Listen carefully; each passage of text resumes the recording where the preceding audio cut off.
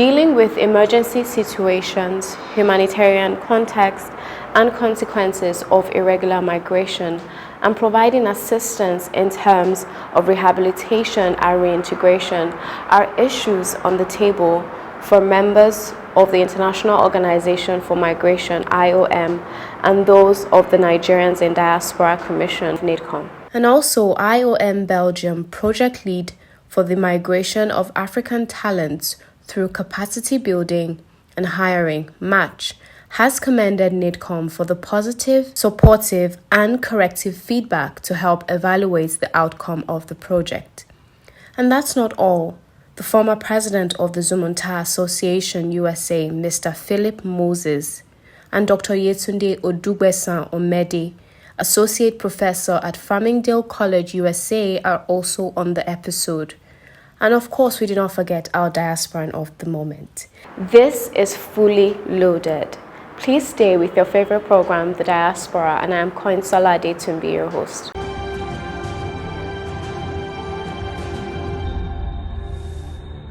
Let's begin with the visit of Mr. Victor Lutenko, head of the Lagos sub-office of the International Organization for Migration. He was received by the Secretary to the Commission, Engineer Dr. Sule Yakubu Bassi, on behalf of the Chairman CEO of NIDCOM. We are really here to listen to you. We are really here to recognize that in Nigeria we have one of the biggest missions in the world of IOM. In Nigeria we are doing everything that IOM does globally. But at the same time, we have to recognize that we are very much focused on dealing with emergency situations, dealing with the humanitarian context, dealing with the consequences of irregular migration, and trying to provide assistance to the people who are desperately in need of it, right? And that's why you hear and you'll probably see us working with the charter flights that are coming from Libya, from Mali, from Chad. We have returnees, Nigerian returnees from basically all over, right? Whom we're trying to help reintegrate in the society. So that's taking a lot of our energy, time, blood, everything, right? But what we have to recognize, and we were talking about this with the colleagues from our donor agencies, international partners, that we have to invest more and more in not just in responding to the consequences of irregular migration, but in building opportunities for regular migration, building legal pathways for migration so that we reduce the mere causes, right?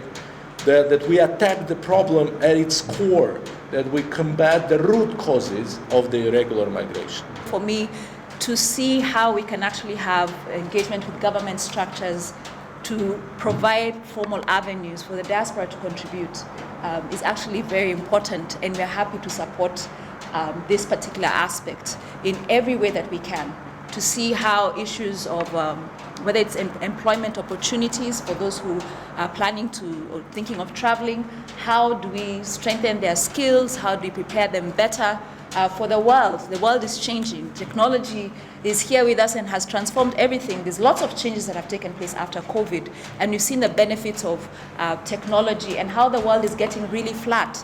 And so people can be able to work remotely. People can do a lot of things virtually. There's online degrees, online learning platforms.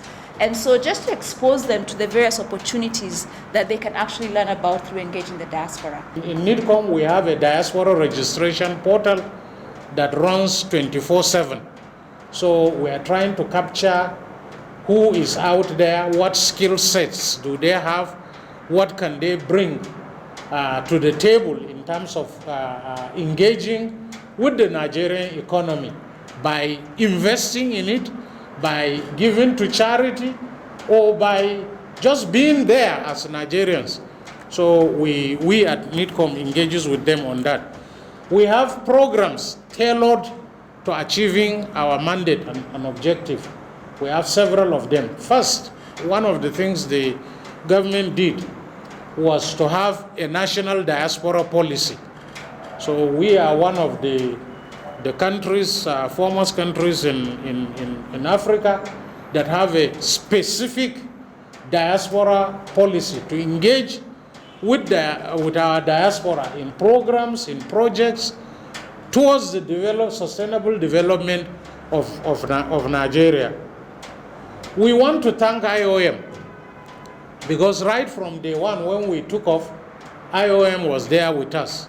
The first thing IOM did was to help us as technical partners to develop the national diaspora policy, like I mentioned earlier. And through this policy, we as an agency have been engaging with the Nigerians in the diaspora. One of the things the policy did identify is the fact that Nigeria is a federation. We are a federation of 36 states and the Federal Capital Territory. So we've had to also look at a pathway in which the diaspora will engage with Nigeria. And we've gone ahead to establish state diaspora focal point officers in all the 33 states and the FCT as of now. 3 states are yet to come on board, but I'm sure sooner than later they will come on board. This is because we discovered Nigerians are much more amenable to engaging with their domiciles than with just the federal government here in Abuja. So 33 states and the FCT have state diaspora focal point offices and officers who relate directly with diaspora from their states. A lot of times through NIDCOM at the federal level here, which is also very good. Still on IOM, this time a delegation from Belgium on the issue of irregular migration. Specifically looking for Nigerian talents to actually develop their business. Hence, the two recruitments, for instance, in agri-food industry that we managed to have, and also the recruitment that we had for the position of sales manager in the chemical industry. So these are companies that are really, I would say, drawing much with the intention, let's say, to develop their business here. But then we also had quite a few companies that cannot find talents at all, because in Europe we really have a problem of shortage of talents. And these companies joined the project, but we didn't have an exclusive relationship, an exclusive partnership with them. And while sourcing through the match project, they were also looking and sourcing in other countries. And here we must say that it's been a little bit more of a challenge. With COVID, we didn't have a chance to bring them over in the early phase of the project, to get to meet Nigerian talents, to get to see the country firsthand, to get to understand better the local context. In our own, we are looking also at developing our managed migration program, especially working with the Ministry of Labor and Employment, because a lot of our people want to go out to work, but then, like Napoleon said, you have to prepare them for how to attend interviews, you have to prepare them on the culture shock. Even the weather, can be a challenge. And if you are not properly prepared for that, no matter what skills you have, you will go there and not be able to fit into. Even the food, the cuisine, our food here is different from what it is out there. And that can give a huge culture shock and be an impediment to a very well designed project like this. So the training was very helpful to our staff, to understand, first of all, the concept of the diaspora itself, what the diaspora is doing out there, what benefits is derived out there, and what benefits is derived in here. Many thanks IOM for ensuring that migration is mutually beneficial to the requesting state, the migrant, and the requested state. Now let's join Boyalinko for some messages. Not so fast. Look, I'm tired. I want to check out of this country for greener pastures. Just calm down for a moment. Please sit down. Do you have a job where you're going to? No, but someone is arranging, Listen, Alinko. Checking out of this country without proper planning means one thing. Unimaginable begin. You know, I've been in the diaspora, but legitimately doing great things at home and abroad. As I've been saying, without the proper footing abroad, the risk is not worth it. Listen, Alinko, it's better to be home than be trapped abroad, or even end up in prison.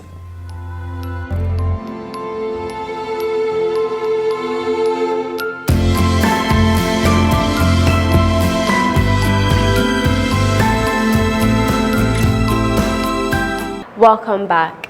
If you must travel, travel legitimately. Mr. Philip Moses is a former president of the Zumunta Association USA Incorporated. Here is his interaction with the producer of the Diaspora program, Gabriel Odu. You specialize in mental health. Yes, can you give us an idea of your experiences in Nigeria and your experiences in the States? It's been quite rewarding and challenging and rewarding, and there's no experience is wasted, of course. I've learned a lot through the years, and changing people's lives, as giving back, and helping and enabling people fulfill their lives to the best of their abilities. Yes. Are you also thinking of bringing to bear these skills and expertise you have acquired in mental health in Nigeria? Of course, and we want to always look for opportunities that we can give back. That's why I come home quite often. In the past year now, I've been in Nigeria 3 times, always exploring areas and opportunities that one can give back. You are the former president of Zumunta Association Incorporated USA. What does it mean? Well, Zumunta simply means fellowship. Zumunta is the word fellowship in Hausa language. So when you say Zumunta, it means the fellowship of Northern Nigerians based in the United States. So Zumunta USA, Zumunta Association USA means the fellowship of Northern Nigerians based in the United States. Simply put. Beautiful. And what's the mandate of your association? Well, our mandate is generally to be united among a common cause, a common vision of unity, promoting our cultural heritage, as well as helping one another, and also trying to find ways that we can give back to Nigeria, to our community and to our regions and the entire country. As you are fully aware of recent times, we've had projects in Jos Plateau, where we gave palliative incentives to about 8 NGOs of 500,000 naira each. And just lately in April of this year, we had another one here in Abuja, where 18 NGOs were awarded palliative awards of 500,000 naira each in order to reach out to their respective constituencies in helping out. We feel that that is the way we can give back. And through also the very active role of the Nigerian Diaspora Commission, which we're very thankful for the collaboration. I can't thank you guys enough. I mean, you've done phenomenal, and you have enriched us and how we have benefited in our relationship with you. And we have your diaspora focal points in all the respective states that we've issued out all these awards to the NGOs, working hand in hand with them to make sure that these projects are actually delivered for the purpose which it is intended. And we're very thankful. We are actually looking at all facets, not only at investment. The next step we are actually thinking on dwelling on is skill building and capacity building for youth in Nigeria, for entrepreneurship. because the palliative was just some sort of help to alleviate the penury of our people. But we want to see we move into the next phase of empowering people to start small-scale businesses and skills building and capacity building in that respect. I have learned that since my coming, I've gathered how many foreigners like the Indians, the Lebanese, have been coming to Nigeria and taking opportunities of a lot of investment opportunities and have been with high rate of returns. So the principal message now is to driving this point to all Zumunta Association members in the diaspora to come home and invest. Thank you, Zumunta, for giving back. Now, Dr. Yetunde Odugbeson Omede, an associate professor at Farmingdale College, USA. She was in Nigeria recently and spoke with Mr. Gabriel Odu. So what are you doing in Nigeria? So I was invited to speak on workforce globalization, opportunities and threats, and how we can harness the benefits of globalization here in Nigeria by CIBN conference. It's the 15th annual CIBN conference. So it's been a pleasure talking about the economy of Nigeria and how we can move it forward. So because I have a dual perspective, right, I do live in the United States, raised in the United States, there are areas of best practices that we can implement, but there are unique things to Nigeria that Nigeria has that other countries don't have. We have a population budge, of youth population budge. 70% of the population is under the age of 30. The median age is 18. The population growth rate is 2.6% a year. This is an asset that other countries don't have, and if they did have that asset, we're seeing that they're harnessing it in a different way. We live in the age of digitization. India has been able to harness their population and really break into ICT. So in our viewpoint and the way that I see it, we need to ensure that we continue to build the human capital, and really it's the age that's under 30. This is the millennial age who are in between the digital natives and digital immigrants. So they understand the advent of technology. They understand how to use it, and that is of advantage to every sector in Nigeria. Right. We have, like you say, we have a youthful population. Yes, but there's something about our youth in Nigeria. You know about what is Yahoo? Yes, and it's like they are misdirecting their energy. What have you got to say about that? We cannot make any generalizations. Just like in other countries, there are bad apples, but they don't use the bad apples to generalize the entire youth population. And we have to be very careful that those who are, carrying out deviant acts and doing deviant things are not a reflection of the entire population. We need to focus on the youth who are doing well and who are doing right.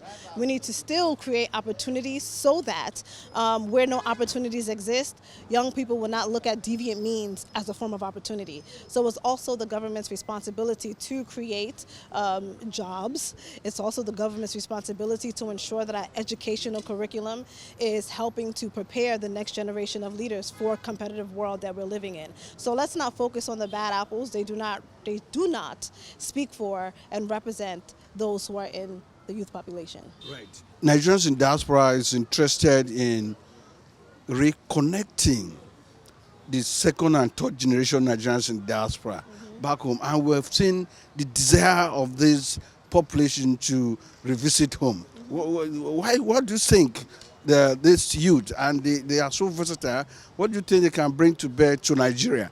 I think because of the age that we live in, we see that a lot of, I would say, young adults have a global perspective of the world. So not much shocks them, right? They have access to information, they have access to knowledge. So a lot of the things that we are seeing, whether it's insecurity here, whether it's fiscal issues, whether it's labor issues, you will see almost all of them having some form of innovative solution to solve it. Because you need an innovative mind to solve some of the pressing issues in our society today. And we have to really take that into account. We have to make sure that we integrate all, areas of our communities, from women to children to youth population, to make sure that they are part of the decision-making process, to make sure there are policies implemented that put their best interests at play. And I think this can be done. We just have to make sure that we have implementation. We move from rhetoric and dialogue and a little bit of, contentious debate to real implementation. And that takes leadership. Right. Yeah. Yeah, you raise valid points. Now, let me come to issue of investment. You are in Nigeria. So many diasporans are out there, very undecisive. They are here, not there. They're thinking, I don't want to come invest in Nigeria. The destination is not insecurity and all that. But you are here in Nigeria. How do you describe it? There's a lot of things that inhibit foreign direct investment. It can be security issues. Human security is linked to economic security. So if there is a narrative that is being portrayed to the outside world that Nigeria is not a secure place, that can affect foreign direct investment. Of course, there are companies that take advantage of chaos, right, and find opportunity there, but the vast majority of people want to invest in places where they feel safe, where their money is safe and where their livelihood is safe and where them as a person is safe. If they go on the road, they're driving, they want to make sure that the place that they're investing their money also gives them security in return. So that's something that we need to work on, right? So if we want people to directly invest in the human capital of Nigeria, if we want them to set up businesses, if we want them to be a part of the growing economy, we also have to give them something back in return. We have to create a conducive environment for them to be able to invest. Thank you, Yetunde, for not forgetting home. Now over to our diasporan of the moment. Our diaspora of the moment is Professor Ugochukwu Aneto. Professor Aneto was raised in Onitsha, Anambra State, where he also attended Dennis Memorial Grammar School, Onitsha, and Nnamdi Azikiwe University, Awka, where he obtained a degree in microbiology before leaving the shores of the country. He obtained a PhD in molecular biology from the University of North Texas and also a certificate program in instructional technology from Texas A&M University. Professor Aneto is a Texas-based renowned scientist. He is also an instructional assistant professor at the Texas A&M University. Professor Aneto is the inventor of Anetocin, an antibiotic used to treat antibiotic-resistant microbial infections. Congratulations, Professor. We celebrate you as our diaspora of the moment. I hope you had a good time with us. Do join us next week for a fresh and juicy episode. I remain your host, Koinsala Adetumbi. Bye for now.